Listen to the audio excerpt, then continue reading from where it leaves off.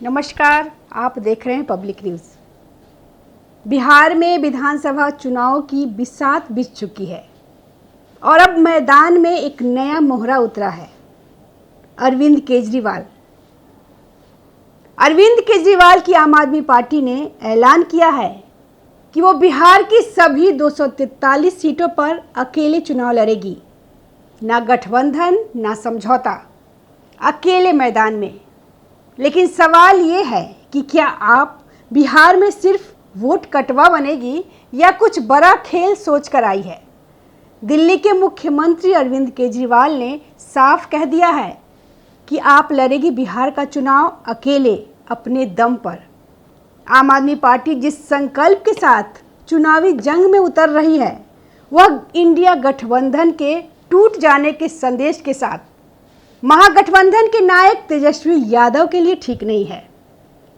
इस टूट का सीधा फायदा बिहार में चुनाव में राज्य की नीत एनडीए सरकार को होने जा रहा है। आम आदमी पार्टी ने बिहार विधानसभा चुनाव के ऐन मौके पर खुद को इंडिया गठबंधन से अलग कर विपक्ष के रणनीतिकारों को चौंका डाला है। यह दिगर है कि इंडिया गठबंधन के भीतर कई लोगों ने अपनी डफली, अपना राग अलापना पहले ही शुरू कर दिया था। अब आपने भी यह कहा है कि इंडिया गठबंधन केवल लोकसभा चुनाव के लिए बना था। विधानसभा चुनाव को लेकर राज्य की पार्टी अपना अलग दृष्टिकोण के साथ चुनाव लड़ सकती है। हाल ही के दिल्ली चुनाव में कांग्रेस और आम आदमी पार्टी अलग अलग चुनाव लड़ी थी। राजनीतिज्ञों की माने तो समग्रता में आम आदमी पार्टी के उम्मीदवारों के 243 सीटों पर तात्कालिक रूप से लगता है कि महागठबंधन के वोटों में बिखराव स्पष्ट है। इसका सीधा फायदा एनडीए को हो सकता है।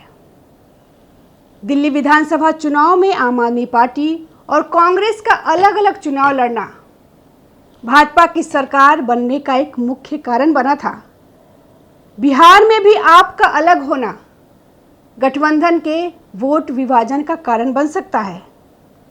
हालांकि ये बिखराव तब और स्पष्ट होगा जब आम आदमी पार्टी उम्मीदवारों की घोषणा करेगी।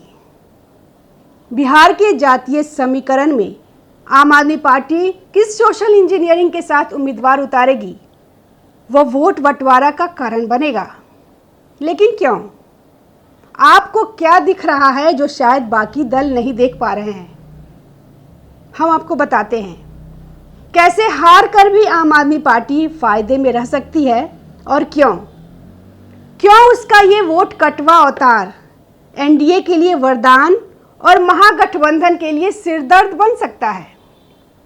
2024 के लोकसभा चुनाव में बिहार में महागठबंधन को 42% वोट मिले, जबकि एनडीए को 52%।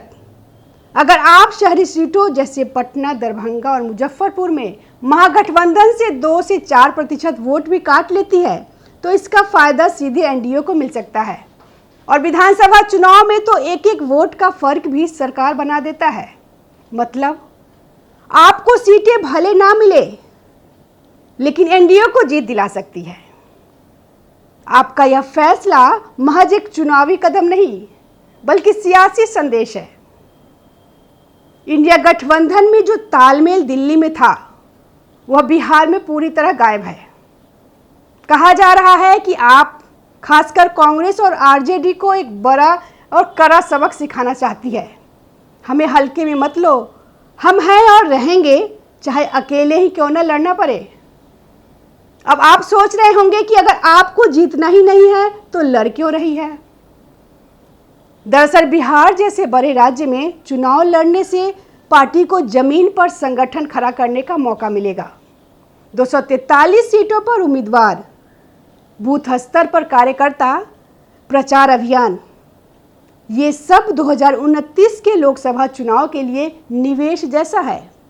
आम आदमी पार्टी इस चुनावी अभियान के जरिए विधानसभा में खाता खोलने की तैयारी कर रही है, लेकिन इनके निशाने पर वर्ष 2030 का विधानसभा चुनाव है।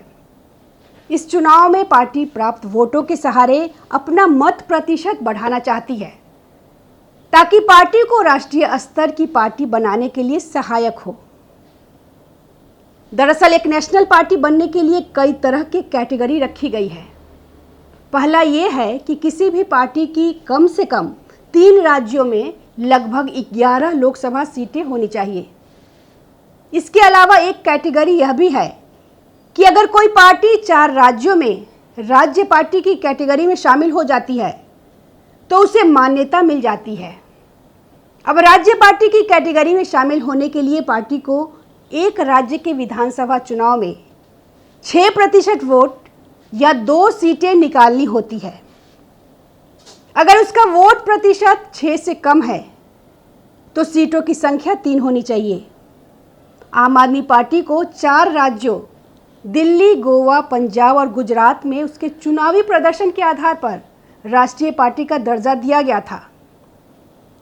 तब अरविंद केजरीवाल के नेतृत्व वाली पार्टी दिल्ली और पंजाब में सत्ता में थी। अब दिल्ली की सत्ता से आम आदमी पार्टी बाहर हो गई है। अब बिहार उनका नया ठिकाना बना है।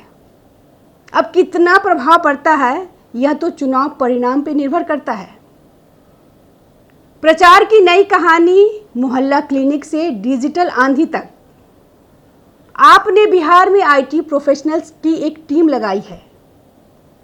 प्रचार में high tech approach, video campaign, social media, influencer marketing और दिल्ली मॉडल की ब्रांडिंग। फोकस है उन शहरी वोटर्स पर जो बिजली कटौती, बेरोजगारी और बदहाल स्वास्थ्य सेवाओं से परेशान हैं, और हाँ, जो जाति की राजनीति से उब चुके हैं। जन सुराज बनाम आम आदमी पार्टी, कौन बनेगा नया विकल्प? बिहार में एक और नया चेहरा है, प्रशांत किशोर की जन सुराज पार्टी। 3500 किलोमीटर की पदयात्रा और 1 करोड़ सदस्यों का दावा। लेकिन आपके पास दिल्ली और पंजाब में सरकार चलाने का अनुभव। अब मुकाबला दिलचस्प है, स्थानीय जनसंपर्क बनाम राष्ट्रीय ब्रांडिंग। ये टक्कर शहरी युवाओं के बीच जरूर चर्चा का विषय बनेगी।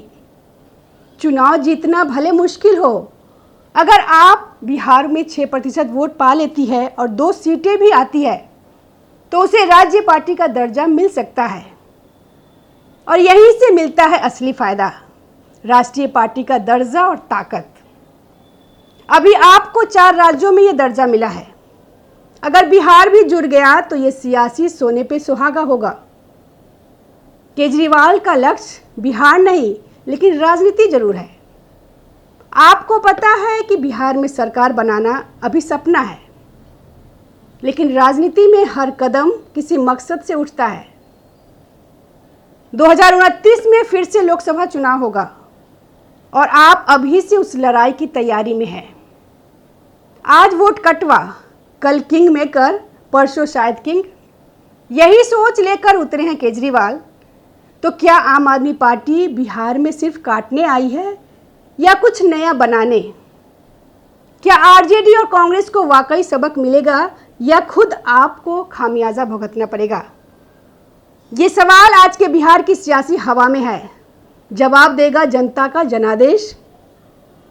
आप देख रहे हैं पब्लिक न्यूज़, जहां राजनीति की हर चाल हम पढ़ते हैं, समझते हैं और आप तक पहुंचाते हैं। नमस्कार। ताज़ा खबरों से जुड़े रहने के लिए हमारे चैनल को सब्सक्राइब करें और बेल आइकन को दबाना ना भूलें, ताकि हर खबर की नोटिफिकेशन आपको मिलती रहे।